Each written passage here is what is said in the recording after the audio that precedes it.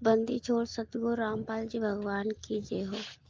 सत साई पवन भैया, आज मैं कुछ अपने घर के बारे में आपको बताना चाहती हूँ सभी बहन भाइयों को कि जो काल ने मेरे साथ खेल खेला। हुआ कुछ ऐसा कि मेरे घर में जिस दिन मैंने परमात्मा की सेवा करने के लिए अपने फ़ोन में एंट्री कराई कि मैं भी परमात्मा की सोशल मीडिया सेवा करूँगी, उसके कुछ दिन बाद मेरे घर में काल ने ऐसा तांडव मचाया कि परिस्थिति इतनी नाजुक कर दी कि चारों तरफ से हमारे लिए सब लोग खड़े हो गए विरोधी। हमारे घर में लड़ाई झगड़ा बहुत कुछ हुआ, क्या बताएं आपको, बहुत कुछ हुआ। मेरे मम्मी पापा, मेरी सास, मेरे पति सब मेरे खिलाफ हो गए, मेरे सब रिश्तेदार मेरे खिलाफ हो गए।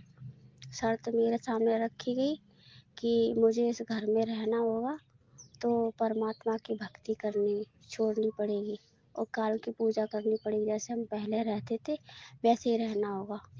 मैंने भी बोल दिया कि मैं परमात्मा की भक्ति नहीं छोड़ूंगी, चाहे मुझे इस घर में रखो या न रखो।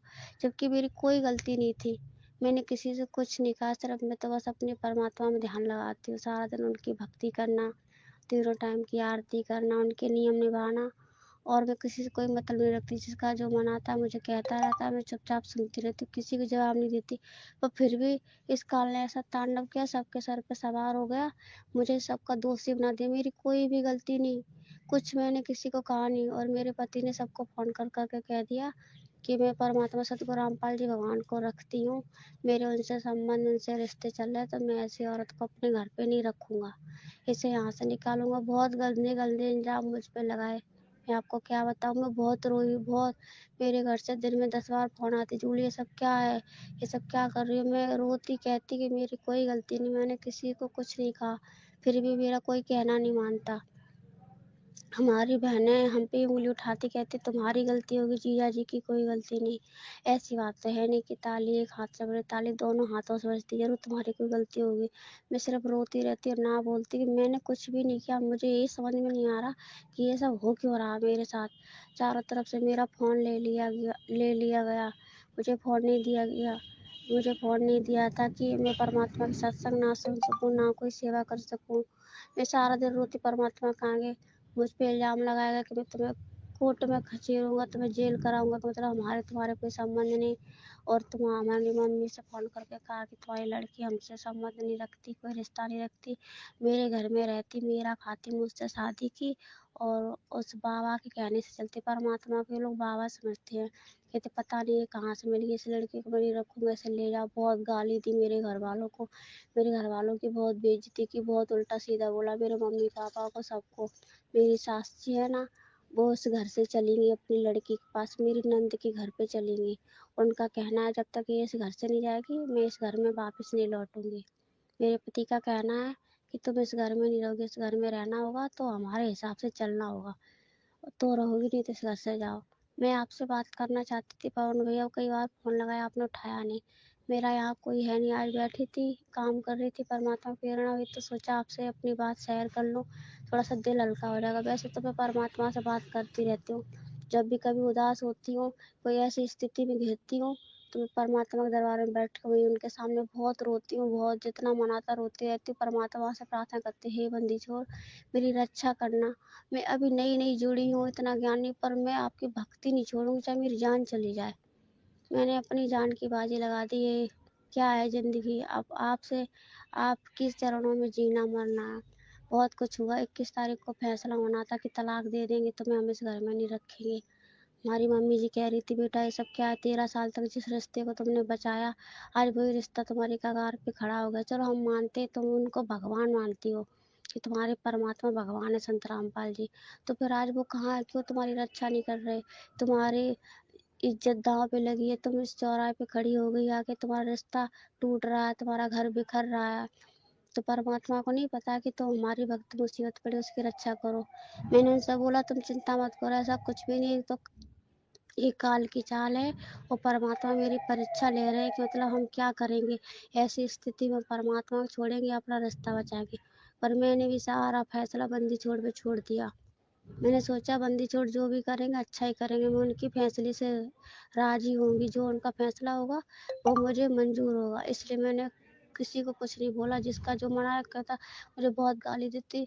आज तो मैं इतना रो नहीं रही, उस दिन मुझे बहुत रोना आ रहा था। मैं सोच रही थी कि मुझे इतना दुख नहीं है कि मुझे कोई कुछ कह ले, पर दुख मुझे इस बात का हो रहा था कि मेरे वजह से मेरे परमात्मा की मजाक उड़ रहा, मेरे परमात्मा की हंसी उड़ रही। मैंने कभी सपने में नहीं सोचा था कि कभी ऐसा दिन आएगा कि बंदी छोड़ के लोग हंसी उड़ाएंगे। मैंने हमेशा ये सोचा कि हम कोई भी ऐसी गलती नहीं करेंगे, कोई भी ऐसी मर्यादा नहीं तोड़ेंगे जिससे हमारे परमात्मा के सामने में आँच आए। और फिर भी काल ने पता नहीं कैसी चाल चली, परमात्मा की हंसी उड़ाई। हमारे पति खड़े चौराहे पे खड़े होके सभी दोस्तों के साथ हंसी उड़ाते कि हमारी पत्नी ने तो रामपाल जी नाम का बाबा उसे कर लिया है, उसके साथ रहती है। अब मैं इसका डीएनए टेस्ट कराऊंगा, ये कराऊंगा। बहुत बहुत उल्टे सीधे इल्जाम लगाए। मैं आपको बताना तो नहीं चाहती, पर आज बता रही। अगर आपके पास टाइम हो तो मेरा ऑडियो सुनना। मैंने भी पीछे नहीं हटी। मेरे घर वाले मुझे सब खिलाफ होगा कि हमारा तुम्हारा रिश्ता खत्म, तुम्हारी एक जिद घर को डुबोगी, एक तुम्हें किसी की नहीं पड़ी। कम से कम पापा मम्मी की इज्जत का ख्याल करो, बहनों की इज्जत का ख्याल करो, भाई की इज्जत का ख्याल करो। तुम्हें समाज में सर उठाने लायक नहीं, तुम चेहरे दिखाने लायक नहीं हो। मेरी भी एक ही जिद रही कि मैं संत रामपाल जी भगवान को नहीं छोड़ूंगी। मैंने ऐसा किया ही क्या जो मैं सर उठाने लायक नहीं हूँ।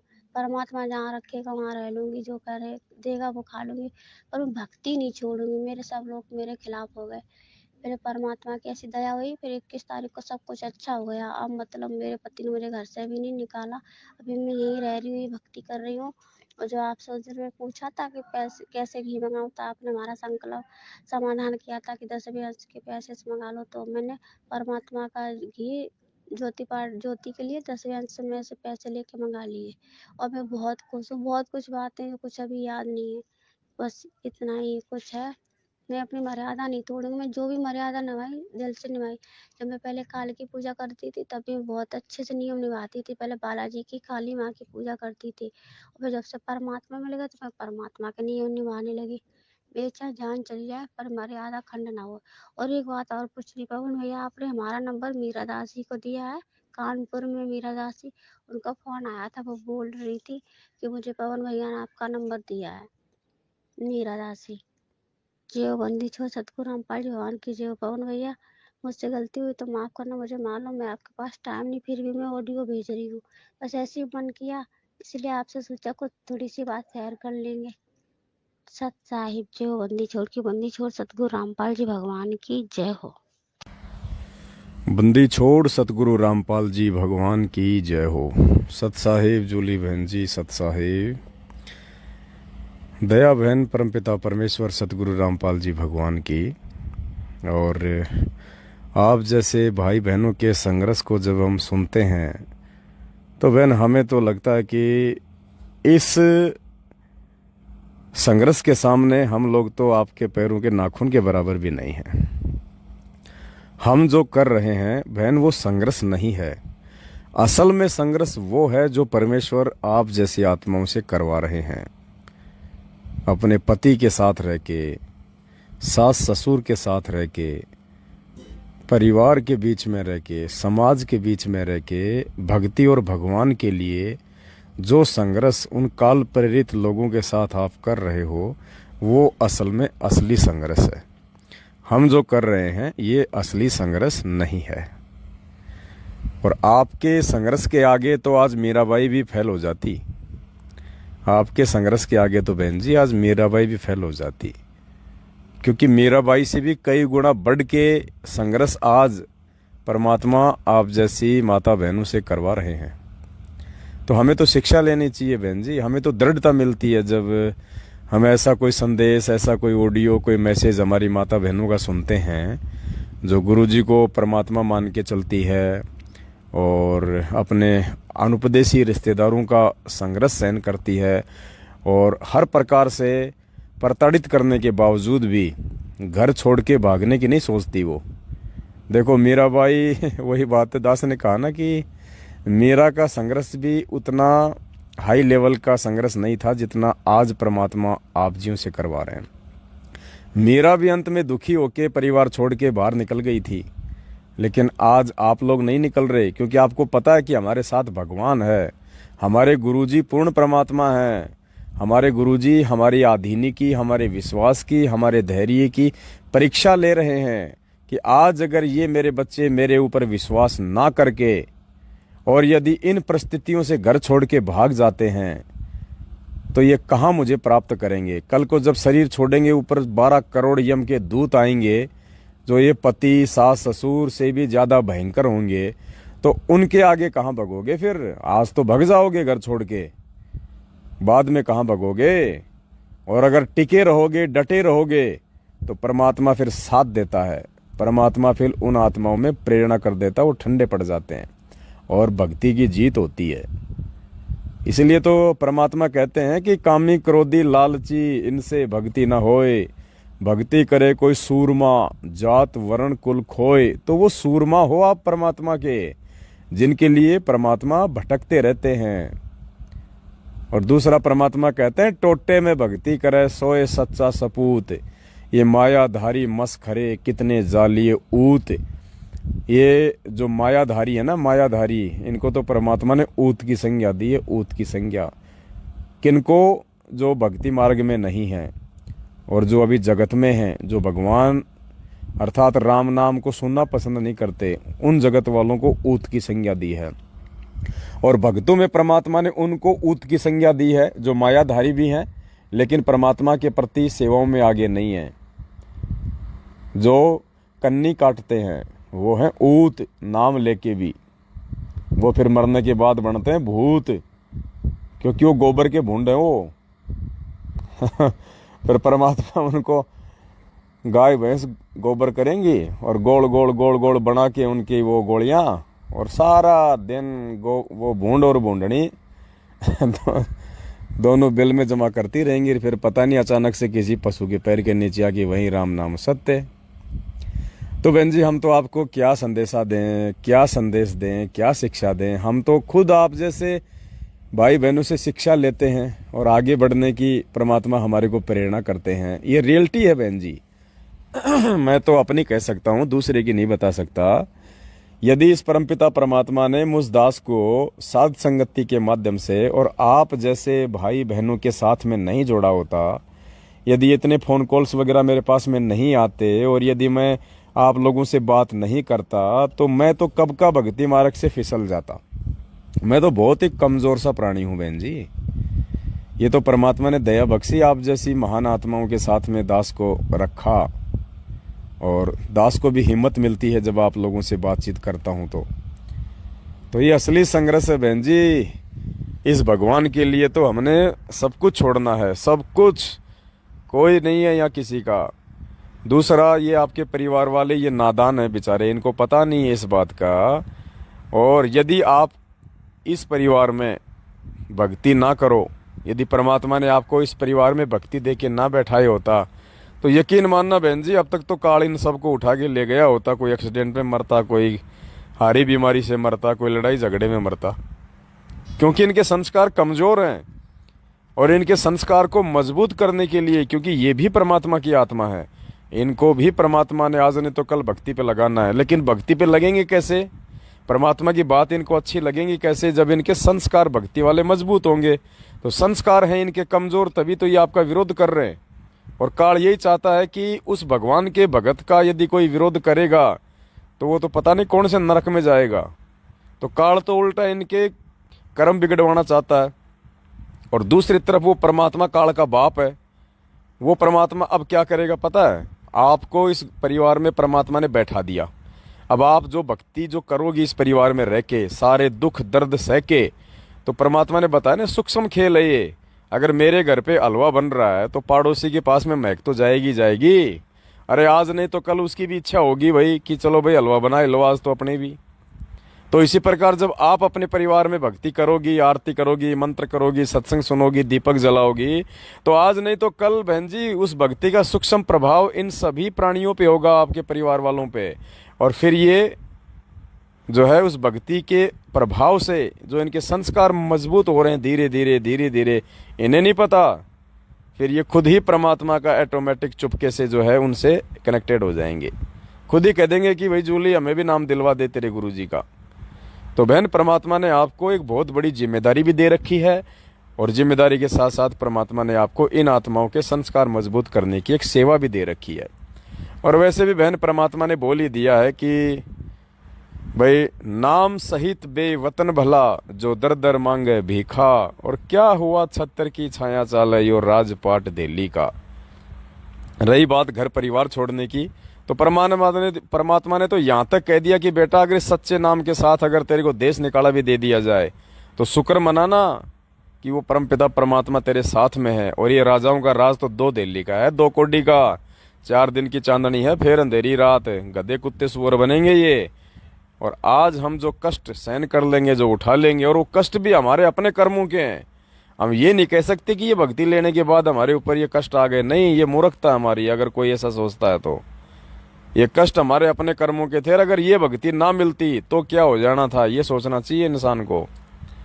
और दूसरी बात बहन, घर छोड़ने से, घर छोड़ के भाग जाना, ये कोई समाधान नहीं होते, ये कायरों के काम होते हैं, ये बुज़दिलों के काम होते हैं। और वो महान आत्मा होती हैं जो उस जगह से हिलती नहीं है।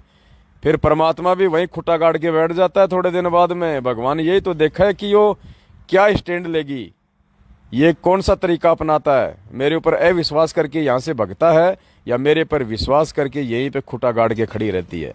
और जब खुटा गड़ा रहेगा तो कभी न कभी तो भैंस बंधेगी, कभी न कभी तो दूध पिएंगे फिर।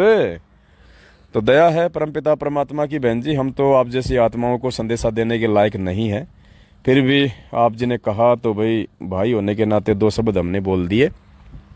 तो और तीसरी बात बहन जी, चाहे कोई हमारी माता बहन हो, ये संघर्ष आपके अकेली के साथ में नहीं है, ऐसी हजारों की संख्या में हमारी माता बहनें हैं। लेकिन माता बहनों को वही बात है, ऐसे घर परिवार छोड़ने से, बात बात पे जो है मन छोटा करने से काम नहीं चलेगा। हमारे गुरुदेव भगवान हैं, पूर्ण परमात्मा हैं, कबीर साहब हैं, हमने विश्वास करना पड़ेगा परमात्मा पे। अगर हम मर्यादा में रहेंगे और भगवान की भक्ति और मर्यादा के लिए यदि हम कोई संघर्ष करेंगे तो भगवान कौन सा दूर है। वही बात है, गुरुजी सुनाते हैं ना सत्संग में कि दो लाला जी आपस में लड़ाई कर रहे थे। एक ने कहा कि मैं तेरे सिर में बाट मारूंगा, दूसरा बोले भाई मैं कौन सा ठाली बैठूंगा।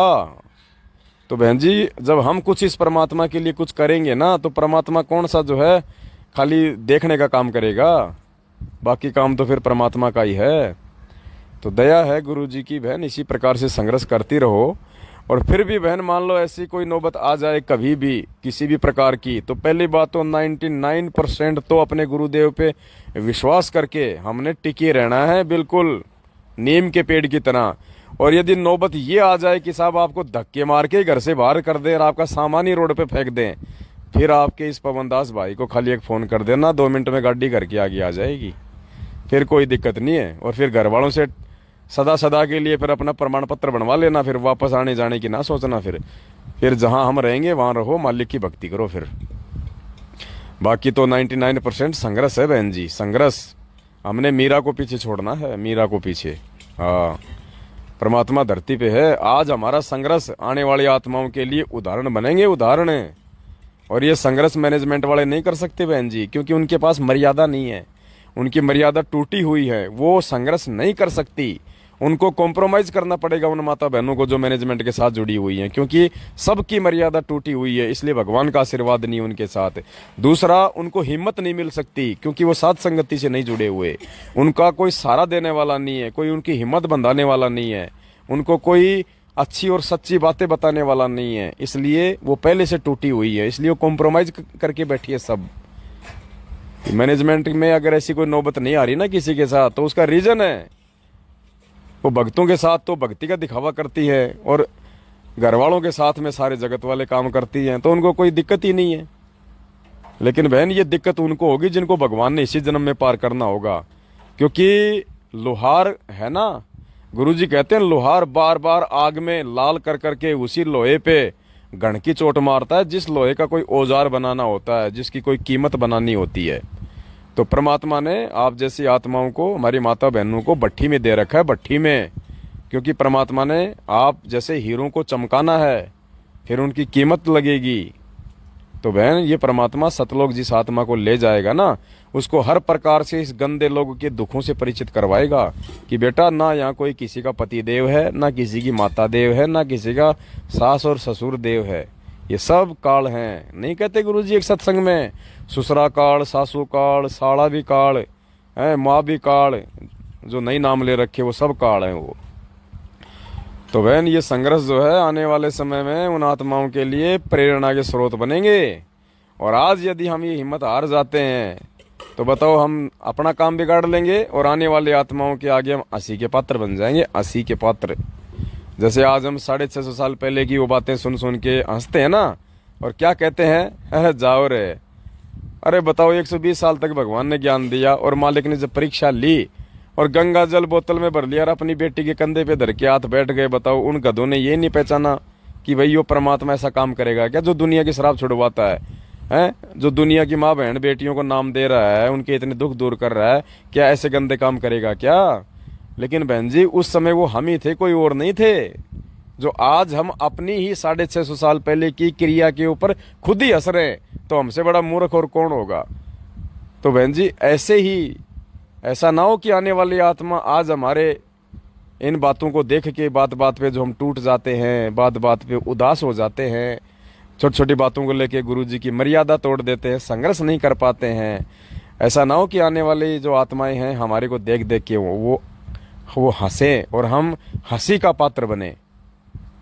हमने तो प्रेरणा का पात्र बनना है कि परमात्मा के भगत हों तो ऐसे हों। तो बहन ये बहुत विशेष मेहर, विशेष दया है आप जैसी आत्माओं पे परमात्मा की। मालिक ही आपको अंदर से सहारा दे रहे हैं और ऊपर से चोट भी मार रहे हैं, और देख रहा है परमात्मा की मेरी आत्माएं सतलोक जाने के लिए कितनी तैयार हुई हैं। तो बहन इस जन्म में चाहे जो मर्जी हो जाए, हमने ना तो भगवान को नाराज करना है ना भगवान को दुखी करना है। जो मर्जी संघर्ष, सिर्फ यही प्रार्थना करनी है कि परमात्मा चाहे कितना ही दुख दे दे, कितना ही चाहे संघर्ष करवा दे मालिक, लेकिन सहारा भी तू ही देना बस। मालिक सहारा भी आप ही दोगे और किसी के सहारे की कोई उम्मीद भी नहीं है परमात्मा। अगर कोई निमित्त भी बनेगा तो भी परमात्मा आपकी मेहर से बनना चाहिए, आपकी रजा से ही निमित्त बनना चाहिए परमात्मा। और मालिक चाहे जो मर्जी हो जाए, चाहे गर्दन उतार लेना, लेकिन परमात्मा अपने चरण कमल में रखना और सुई के नोक जितना भी अपने आप से दूर ना करना। बस ये प्रार्थना करते रहो अपने गुरुदेव भगवान से। परमात्मा कब तो जो है सच्चाई से जोड़ देगा और कब परमात्मा एक पैर हमारा सतलोक में टेक देगा पता ही नहीं चलेगा बहन जी। बस इसी का नाम भक्ति है। सत साहेब बंदी छोड़ सतगुरु रामपाल जी भगवान की जय हो।